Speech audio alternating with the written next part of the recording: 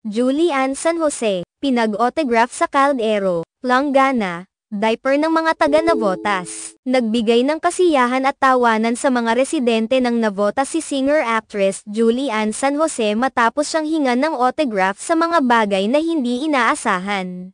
Sa halip na mga tradisyonal na gamit tulad ng papel o poster, ang mga taga Navotas ay nagpa-autograph kay Julian sa mga gamit sa bahay tulad ng kawali, palanggana, hamper, at maging sa mga monoblock chair. Hindi lang iyon, ilang mga tao rin ang nagdala ng ibang bagay tulad ng gulong ng bisikleta, bola ng basketball, cellphone casing, bote ng alkohol, at helmet para hingan ng pirma mula sa kilalang artista. Ang mga hindi pangkaraniwang bagay na ito na ginamit bilang autograph materials ay talagang nagbigay ng kasiyahan at kalituhan kay Julian. Ang pinaka-nakakatawang bahagi ng karanasan ng aktres ay nang iabot sa kanya ang isang diaper ng bata at hilinging pirmahan ito. Ayon kay Julian, hindi niya inasahan na ang isang diaper ay magiging parte ng kanyang autograph session, at ito nga ay isa sa mga hindi malilimutang karanasan na naibahagi niya sa kanyang mga tagahanga.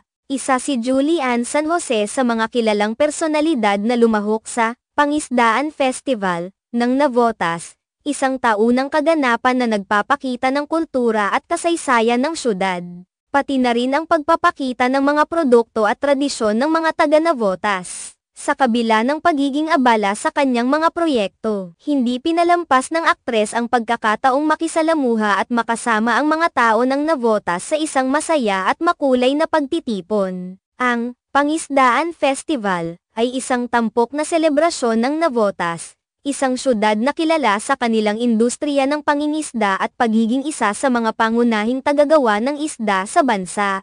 Ang festival ay nagiging pagkakataon ng mga residente upang ipagdiwang ang kanilang kultura at kasaysayan, at para na rin makilala ang mga personalidad na lumalahok at nagbibigay saya sa buong komunidad.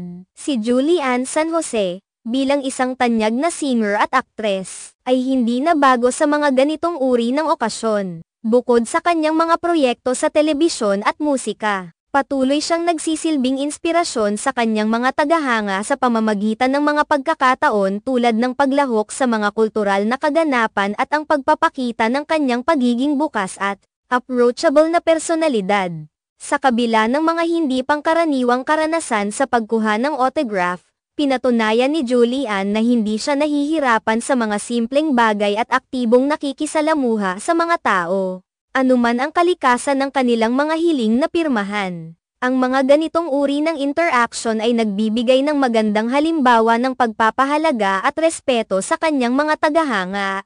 At higit sa lahat, ipinapakita nito ang kanyang pagiging grounded at malapit sa mga tao. Sa pagtatapos ng kaganapan, tiyak na magdadala ng masasayang alaala si Julian mula sa kanyang pagbisita sa Navotas. At hindi malilimutan ng mga taga-Navotas ang pagkakataong makasama ang isang sikat na personalidad sa isang di inaasahang paraan.